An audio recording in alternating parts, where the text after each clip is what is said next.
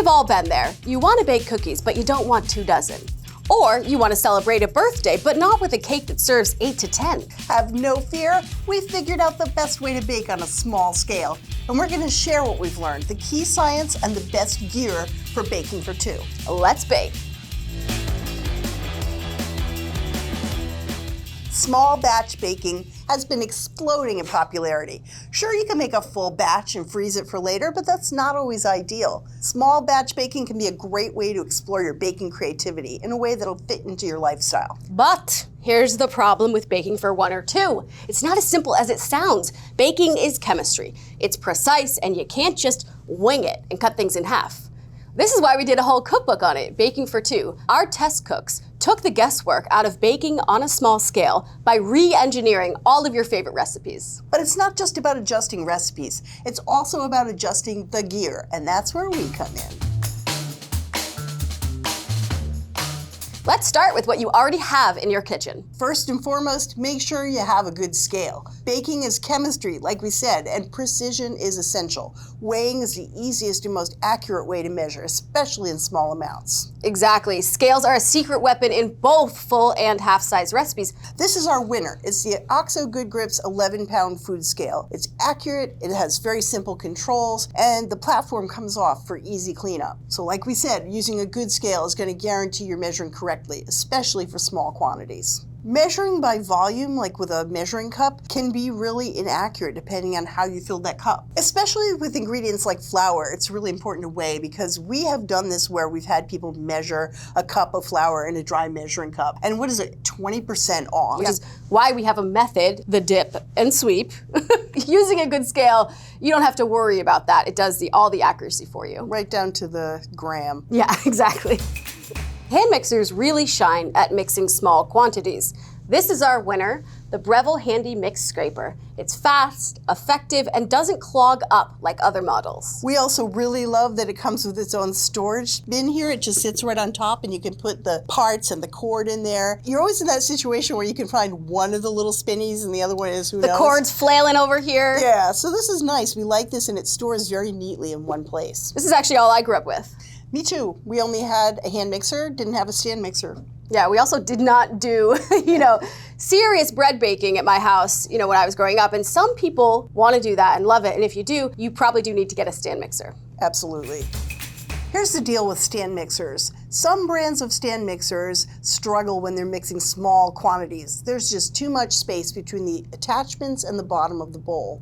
Our winners were tested to be able to do very small quantities because they are adjustable. You can lower the beaters so they're very close to the bottom of the bowl. And over time, they tend to kind of migrate up. You can bring them back down. We have 2 of our full-size winners from KitchenAid here, and the point we wanted to make is you can still use these specific large mixers because they will work with small quantities. We've tested them that way. So if you have one or you want the ability to do larger quantities, double batches, etc., go with a full-size mixer. If you have limited space in your kitchen or you really only do small batch baking, we've tested and like this 3.5 quart KitchenAid Artisan Mini Stand Mixer. This machine can do everything the big machines can do with 2 notable exceptions: heavy, high hydration doughs and double batches. But not everyone has those needs, and the Mini could handle all of the other standard tasks we challenged it with. So this might be a good choice for people who don't have a lot of room or really picture themselves only doing smaller batches. The Classic is our overall winner. It's less expensive than the Mini one, but it only comes in black and white. So this one comes in all the colors, and it is really cute.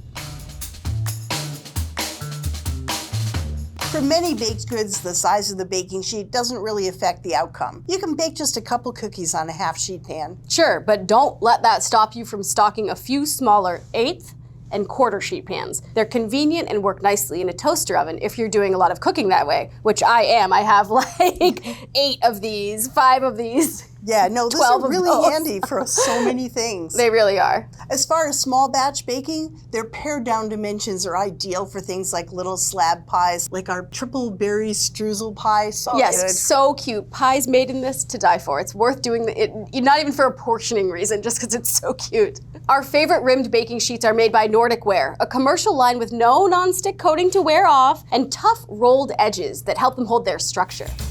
A skillet can simmer and saute, of course, but did you know they also make great baking dishes? We have a peach cobbler that's baked in an 8-inch skillet. The recipe calls for cooking the filling in the skillet on the stovetop and then topping it and baking it in the oven. So you're saving on dishes too. You can also use a 10-inch skillet to make a dessert like an apple crisp or a cast iron pan pizza. All-Clad makes our winning stainless steel skillets, and Lodge makes our Best Buy cast iron. Consider a loaf pan for small batch baking. Our winner is by USA Pan. In testing, it made picture-perfect cakes, breads, and more. Those classic loaf pan dimensions, which are 8.5 by 4.5 inches, are also just the right size for small batches of brownies, bars, snack cakes, fruit crisps, and cobblers. Yeah, these are great for brownies. I like to make a little stash, keep them in the freezer, then have warm brownie sundaes on demand. You gotta put them way in the back of the freezer so only you go there.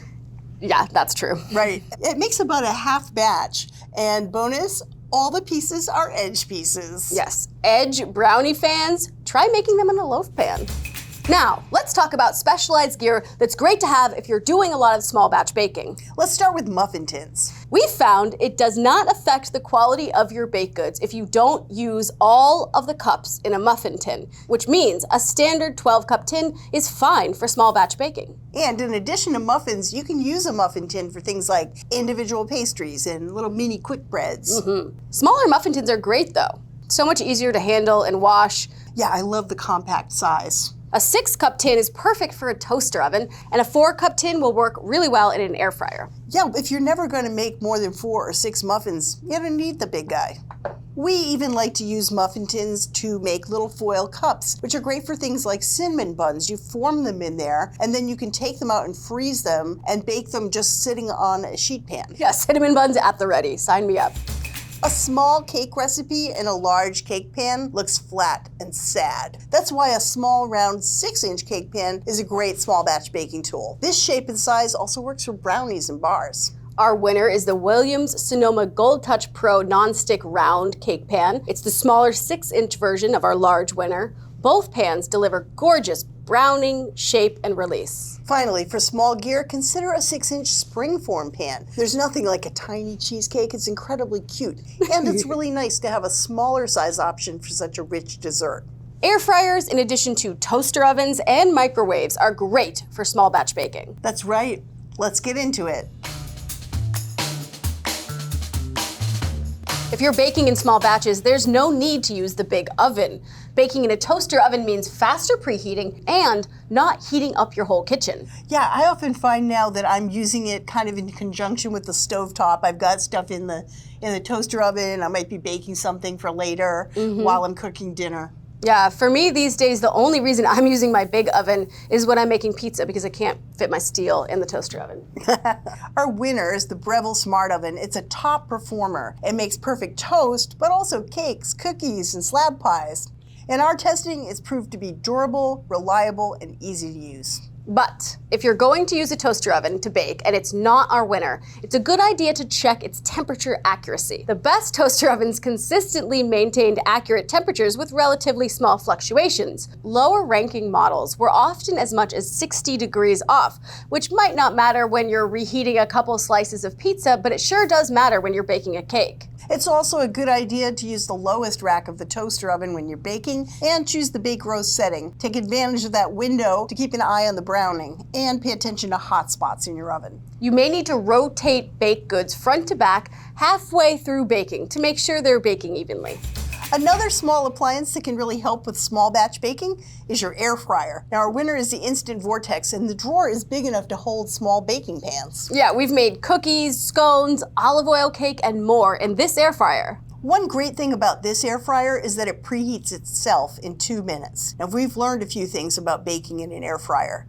First, avoid the preset cooking options when you're baking. And you might need to bake at a lower temperature for slightly longer than most baking recipes state, unless it was a recipe specifically designed for an air fryer. You won't need to rotate the bakeware for even cooking because an air fryer is basically a mini convection oven with a fan circulating heat around inside the chamber. And remember, the heating element is above the food, so account for baked goods rising. Don't fill your pans too full. and fold down any foil or parchment to keep it away from the heating element. Yeah, the first time I made air fryer cheesecake, it actually rose too high and burned on the heating element, and I had to pull it out, and I pulled that part off, and I put it back in. In the end, it was fine. I had to clean it off. Good save. I wasn't gonna let that cheesecake go. No, that would be so sad. So much work. It was delicious. But don't let that discourage you, because if you have an air fryer and you haven't tried baking in it, you really should. It's so easy. One piece of equipment you probably already have in your kitchen is the microwave, and it can also make small batch desserts. Now I know a lot of mug cake recipes have gone around, but this is our recipe for s'mores mug cake. After you, madame. Thank you, thank you. My God. Oh, I'm going all the way to the bottom. Incredible. Yeah, I think you have to. Oh my God. You need a little bit of each. Oh, look at that. So it has like a little chocolate cake, there's melty marshmallow, and there's like crumbly graham cracker crumbs. You can do a little cheers. Ding, ding, ding, ding. Let's try it.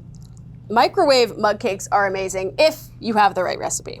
And it only takes a couple of minutes to make this 1 or 2 person treat. You can find all of these ATK tested small batch baking recipes and all the gear we used today in our Baking for Two cookbook. To get your copy of Baking for Two or to learn more about any of the gear we used in today's episode, check out the links below. Be sure to like this video and subscribe so you never miss an episode. We'll see you next time on Gearheads.